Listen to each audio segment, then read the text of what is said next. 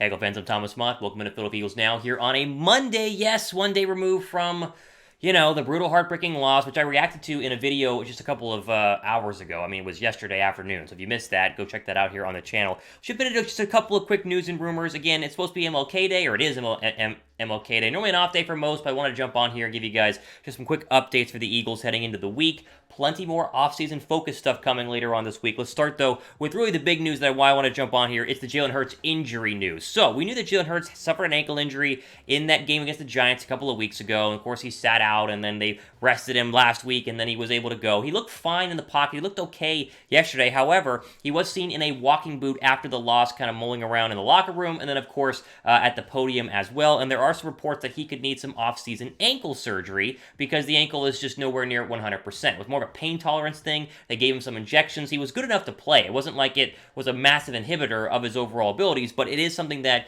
I think that they tried to downplay a lot more than it actually was due to the fact that they didn't want to, give the Bucs or any of these other teams something to go ahead and scheme on. But obviously Hurts was playing hurt, and so the fact that he was able to get out there yesterday is still a credit to him because you knew he wanted to be out there playing with his guys and trying to go ahead and get a win. So we could expect some offseason ankle surgery. I'd expect that to happen out of this week or next week, and then I'm sure he'll be 100% and good to go. Ankles are just tricky, and the fact that Hurts still was able to perform at a high level, I know that the stats aren't great and the performance wasn't great, but he still was able to, from a health-wise, play good football out there, and the ankle looked pretty good in my opinion whenever he was playing in general, as a credit to him and the Eagles doctors in getting him good enough to play. Now, the whole thing about Hurts is really not going to be about the injury. It's going to be about his play on Sunday, and rightfully so. It was bad. We talked about that. But it's the future now, what you do with a young quarterback going into year 3 of his rookie contract, and whether you get rid of him and bring in somebody else or build around him. Like, my whole thing is, regardless of what happened this offseason, Hurts is such a young quarterback, and you got to remember back to all the great young quarterbacks who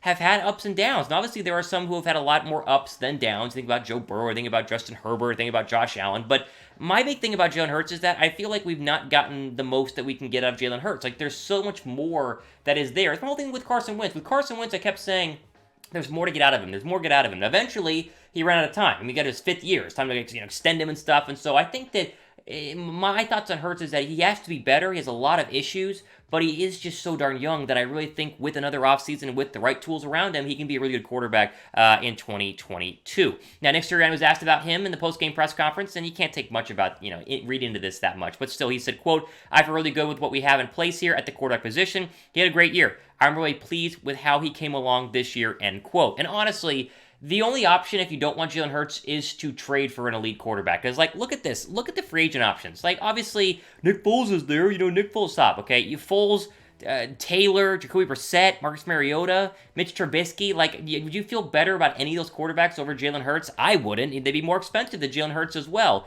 And the whole draft stuff, I'm not very strong on these draft quarterbacks. Pickett's the best one in the draft. Maybe Malik Willis and Matt Corral are decent. Who knows about Carson Strong? What about Sam Howell? All these guys, there's just so many unknowns. And a rookie versus Jalen Hurts who has had time in a system playing against NFL defenses, Hurts is the better option. If you're telling me it's between Hurts, free agent, or draft, give me Hurts. If it's between Hurts and Russell Wilson, then I would take Russell Wilson. Honestly, I would. But you guys know how I feel about this, as we'll talk about with the draft picks here in a second. I'd rather keep the draft picks and keep Jalen Hurts. Although, as I've said before, Hurts is an upgrade. Watson, pre all the off-field issues, is an upgrade. And, of course, Aaron Rodgers is. But the only realistic option of those guys is Russell Wilson. So if you're asking me free agent draft or Hurts, give me Hurts. If it's Hurts or Russ, give me Russ.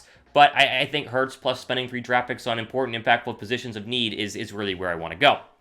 Pin comment down below. Answer this. Will Jalen Hurts be the Eagles quarterback in 2022? If you think he will be, type Y down below for yes. Think he will not, type N down below for no.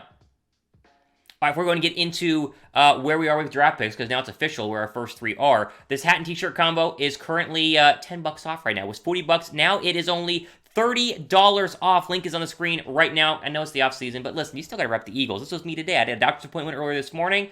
White hoodie, and then I rocked the Eagles gear. Even though Eagles lost yesterday, I'm still a fan. I'm still going to rock them. So, I'm going with a hat. You have to pick up a hat and t-shirt combo. That's $10 off right now. Link is in the description box and is on your screen right now.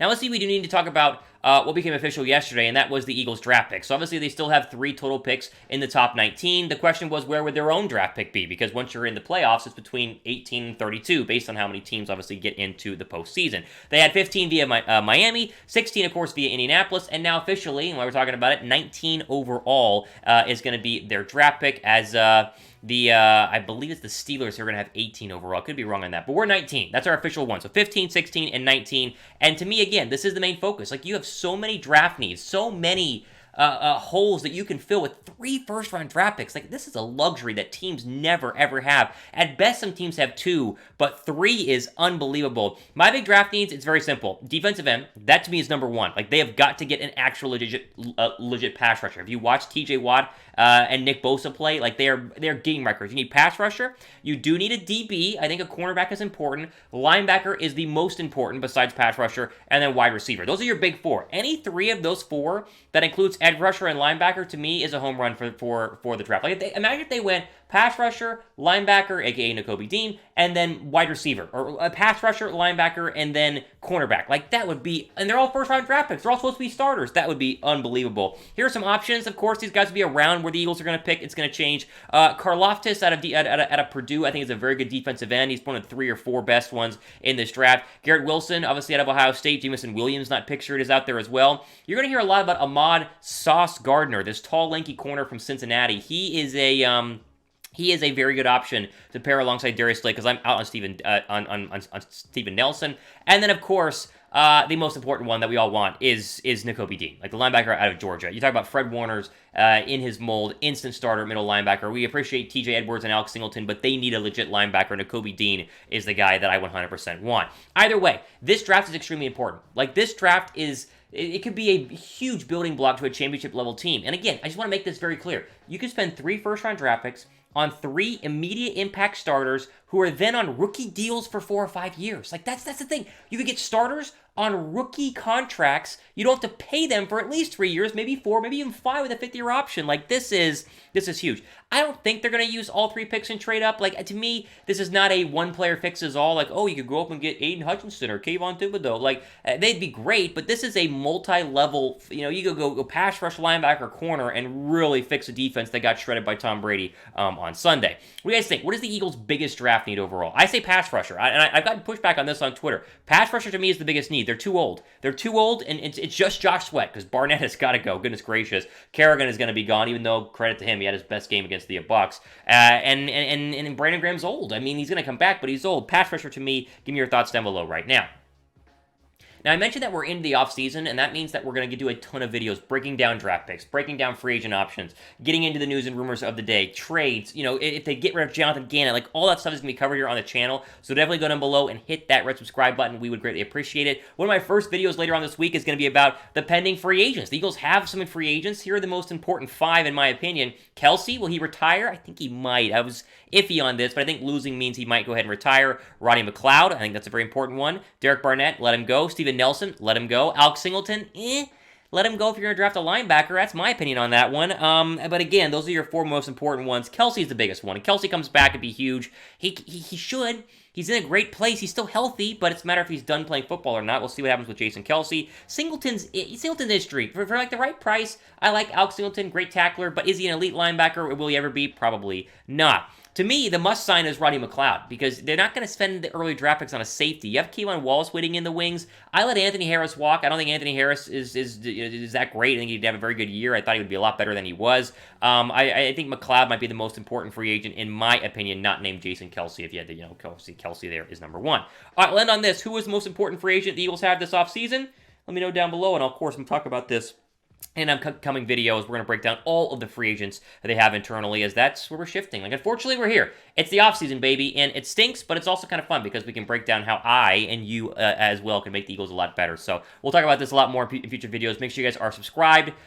It stinks they lost, but we're doing it, baby. We're Fly Eagles Fly. We're birds until we die. Thomas Mott signing off for the rest of your day.